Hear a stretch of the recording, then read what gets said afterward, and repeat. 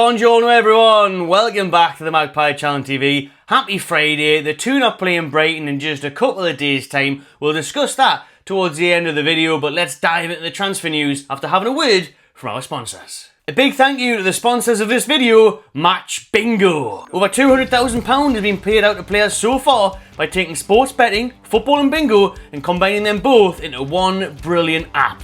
Make sure you get your bingo card for this upcoming game by clicking the link in the description or hitting that QR code that is on your screen now. Bingo cards for this game week are buy 4, get 1 free. Right, let's start off with the main man, my number one target for the past 2 or 3 years, Bryan Mbuemo. Not Mbuemo, not 20 other ways to say it. He said it himself, it's Mbuemo. It's before people try and say it. Commentators get it wrong all the time. It's annoying. But the main man himself has spoken.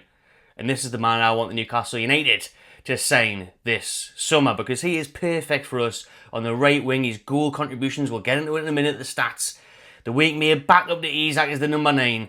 I can't think of a better player that's within reach to get this transfer window. I'm telling you, he'll be perfect, the versatile forward. However, according to the Telegraph, Newcastle are weighing up a different option because they are concerned over his price tag. Apparently Brentford want north of £60 million. I mean, I'm fine with that. 60 million is a fair amount to me. Let me know in the chat, is 60 million too much for Mbuemo? Because you're talking about a player here who's 25, going on 26 soon, 18 goals in 33 Premier League games for Brentford, a mid-table team. Imagine what he could do with your Tonalis, your Brunos, your Isaacs, your Gordons, your Bonds around him. Tino on the overlap. You know, trips, all of the Mbuemo. He'd be easy getting 20 plus goals. Remember, Isaac's got 22. And we all say he's the best thing ever. Bryan Mbuemo's doing it from the right wing. Just because he's bald and got a massive beard, he gets underrated. I'm telling you, if it was someone, it's just, I don't know what it is about this bloke, but he seems to be underrated for me. And I think he's absolutely perfect for Newcastle. But let's see what the Telegraph are reporting. Now, they do state that Eddie Howe is a huge fan of Mbuemo and he has been tracked by the Magpies for many, many seasons now. But they are concerned that they won't be able to match their asking price. Surely, after 3 windows of signing no one of any note, we can actually splash some cash this summer. That's what we're hearing. 3 or 4 big signings. Well, how big are these signings if you can't even afford 60 million on arguably the most important position? We know Murphy's been amazing this season, but he is going to need competition, especially if we get Champions League. Then why can't you spend that much on one player? What we're going to do, we're just going to continue trying to sign youngins and progress them and get lucky. I mean, we did spend big money on Isaac and your Tonalis and even those youngins, you know, Lewis Hall and stuff, 30, 40 million, Tino. So it was a lot of money. Harvey Barnes, the same. So it was a lot of money. So I don't believe this. We'll get into the article, but I don't believe it. I think Newcastle surely expect Brentford to want at least 50 to 60 million for him. And that's the odds about fair. I wouldn't go much further than that. I think 70 million tops. And people may be going, 70 million? What? Rasmus Højlund cost 72 million to Manchester United. He scored 2 goals this season. Yeah? Terrible. And Mbuemo's done it year in, year out for the bees.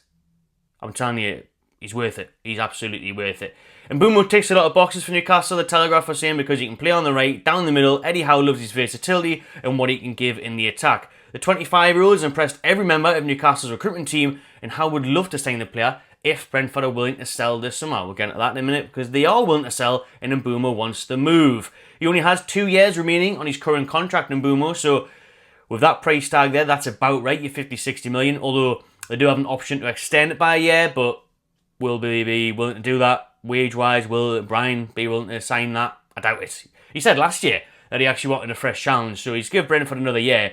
Fair play, and we didn't jump ship when Ivan Toney did. Newcastle are likely to formalise their interest once they know what European competition they are in. We know we've got Conference League, you have to win the Carabao, and the big positive was Mbuemo's Brentford doing the Toon a favour last night. See, he's already planting the seeds, man. Last night he got the win over Forest, kept Newcastle in 3rd. He's thinking long term, he fancies a bit of Barcelona away. Mentioned earlier, he's got 18 goals in 33 games this season in the Premier League. He's also got 6 assists to his name as well.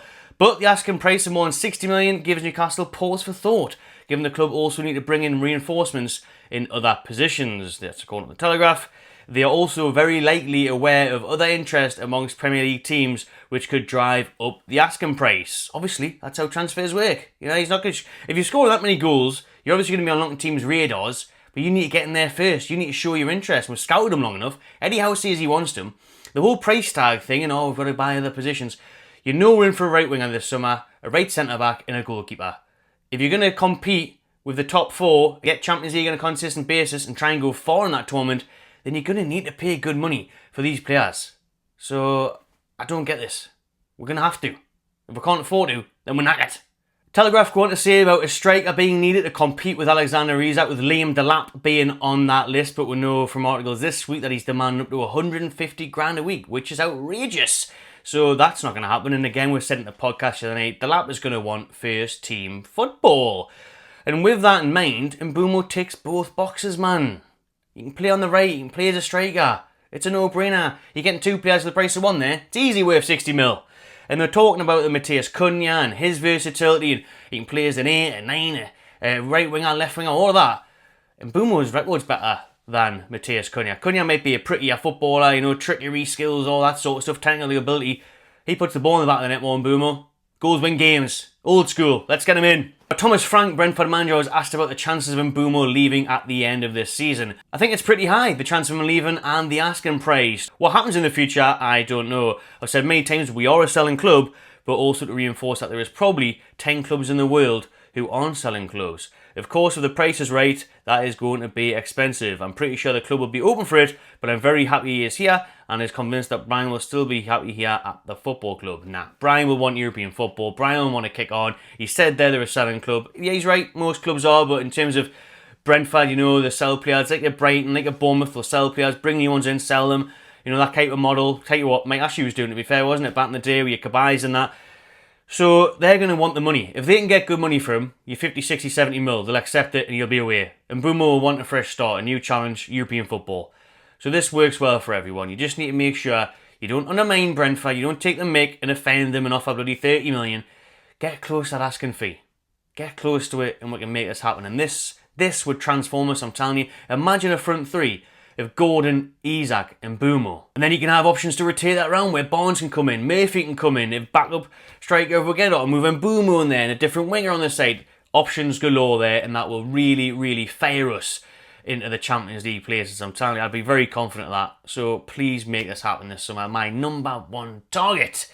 Another target for Newcastle is the long target of Marc Guehi. Alright, that saga is set to start once again. Series 2 of Marc Guehi coming to Netflix this summer by Newcastle United Football Club, because we are doing it again. We're going for Guehi again. Now, I cannot be arsed with Palace. Please just make this swift, quick and easy. Get in there, get out, with or without him. Say to their Palace, right, you took the piss last year. Took months, all the way to bloody deadline day. You got crazy offers, 70 million, you still didn't accept it. Let me know what you want this summer. We'll go to it or we won't. Easy as that. Move on to another set of targets, because how, just like he is with Mbuemo, is a real huge fan of Marc Guehi. Loves obviously the English connection. It's a proper house signing, you know, your Hall, your Gordons, your Tinos, that type of ilk of player. He would love to bring Marc Guehi as his main right centre-back for many years to come. Now, Guehi's had an average to good season like Palace have until lately. They are in the FA Cup final, so fair play to them for that. But he's on 1 year left of his current deal, so there is no way Palace can try and ask for those crazy sums that they did last year. He should be coming for 40 to 50 million now, and that would be a fair asking price. I'd go no more than 50, especially 1 year left in his deal. Guehi's still got a long career ahead of him, but apparently Guehi fancies Newcastle as well. He did last year. He was telling his mates he was moving, he wanted to move, he wants to come to the city, wants to work under Eddie Howe, and he'll know again how much Eddie Howe wanted him and how much Newcastle persisted with him. So if Chelsea come in this summer, which is what the reports are saying, you know, your Chelsea, your Spurs and that are going to be interested in him, you should think of how hard Newcastle tried to get him last year and how we're more stable and a better club than them, to be honest with you. You know, your Chelsea's and your Man U's and all that, absolute messes. So if the chance was there, surely Guehi, come up north, lad, give it a go, but if not, get on with it. I don't want this dragged out, yeah? There's 2 transfer windows this summer, remember? There's one at the start of June, before the Club World Cup, and then there's the one after that as per usual. So there's chances to get people in early doors, or at least get the feelings put there, and not wait until deadline day again to feel by signing them. So let us know what you think. Would you go back in for Guehi? Is he the right man for Newcastle, or should we move on to other targets? One of them, the likes of Dean Huyson's been linked. Apparently Newcastle are now going to move on from that. They've been in talks. Feel like he's not going to agree to come to Newcastle basically because he's got offers from absolutely everybody. So he's got offers from Madrid, Bayern Munich, other teams in the league. So they're going to offer him more money. And to be fair, the Madrid's not coming for you. Okay, no bother. Move on. You know what I mean? And to be fair, he has only had one good season in the Prem. Guehi, I guess, is more proven. He's a lot older compared to Huijsen. He's not old, really, but Huijsen's only 19, isn't he? But I don't care who it is. There's loads of good names on the list for Newcastle. But I just don't want to spend the whole summer blagging on about someone and then we'll waste my time and he doesn't end up actually signing. Eddie Howe was asked once again in his press conference today about Alexander Isak, and he basically, once again, said he's not for sale. He doesn't want to sell him, doesn't want to lose him, we don't need to let him go. So again, all week we've heard Rio Ferdinand that's saying he would sign for Man U and all this nonsense. Absolutely berserk in it. Did a video on that sort of stuff the other day, so we'll not talk about Isak too much. But good to hear once again from Eddie Howe to say, you know, Isak, want him to stay, want to build a team around him, don't want to lose him, and Alex doesn't want to go anywhere, so let's hope that's the case. On another strike, and where he could be going, Callum Wilson on his future. Eddie Howe said he's very much in my plans going forward with the 4 games to go, and he's a huge part of that. I think he's looked better and fitter in recent weeks. Physically, I'm saying the Callum Wilson of old. He's stayed fit now for a long period, so he's got a chance to prove himself, really, hasn't he now? And maybe get himself that 1-year extension that is rumoured on renegotiated terms, or there's people saying that Wilson still fancies a move, wants to play a bit more football before his career is up, and if an offer comes from abroad, he might leave. What do you think would be a good choice to do with our number 9, Callum Wilson? I think the most interesting thing that came out of Eddie Howe's press conference this morning was him talking about PSR and FFP and taking advantage of other clubs that are needing to sell. He said people did that with us last year, obviously with Elliot Anderson, Forest, and Brighton Hove Albion with Yankuba Minta. And he says it's an interesting dynamic, so we're going to try and use it our advantage. So you've got Aston Villa. Apparently they really need to sell. So Newcastle are getting linked with Jacob Ramsey. They're getting linked with Morgan Rogers. Would you go for any of those? You've got Bournemouth as well, where Eddie Howe could go back and raid his old club. You know, Semenyo keeps getting linked many, many times. Justin Clivert, Patrick's son, even he's getting linked now. So there's names and there's clubs there that Newcastle could look at to take advantage of. If we're not going to get, I tell you what, I'm crying out for Mbuemo. You just now we're going to sign Semenyo. Don't you? Just now Semenyo's going to be the one. And Semenyo's been decent, but he's nowhere near the level of Bryan Mbuemo or some other names that we could target. Right, then let's move on from that stuff and let us know all your thoughts on those transfer targets listed in the comments. On to Brighton now then, couple of days till we'll play them, Sunday 2 o'clock. We talked about this on the podcast during the week, so you can go check out a preview in length. But I tell you what, it's one of those games where thankfully, like I said earlier, you know, Forest losing last night has helped us massively, took the pressure off a little bit, but 4 huge games to go, we're sitting third. Destiny is in our own hands, so we can go there, and a point wouldn't be a bad result. It really wouldn't. It'd be a good result, considering we always lose against Brighton. Eddie Howe was asked if they're a bogey team. He said he doesn't believe in that. Well, he should do, because they are the bogey team. That's the bogey man right there. It really is. I'm scared of them. Honestly, we've never won them in the Premier League. We can never beat Brighton. We used to do alright with them against home, and then we've been battered by them in both games this year. You know, knocked out the FA Cup. Danny bloody Welbeck at 59 years old is still scoring goals against her. You know, so I'm thinking a draw. And like I say, that would be a good result. I'd take that. Because normally against Brighton at their place, we just didn't do well. Unless it's Mo Diom's back heel. It's a tough match. So I'm going to go for a 1-1. I do think Welbeck will score. And I think maybe Isak will score as well, or Harvey Barnes. So it'll be a tough one. And I wouldn't mind getting out of there with a point. And then the main thing for me, as I've said in the last few weeks, win those home games. We did it against Ipswich. There's one done. Beat Chelsea, beat Everton. 9 points on the board there. I think that'll be enough. And that'll see us finish in the top 5. But still twists and turns. There's still ups and downs in this one. We know Joe Linton's now going to be ruled out of this game and likely the end of the season. So that's a big blow. Willock has got to step up in this game, mind. I haven't seen Joe Willock play a good game of football in ages.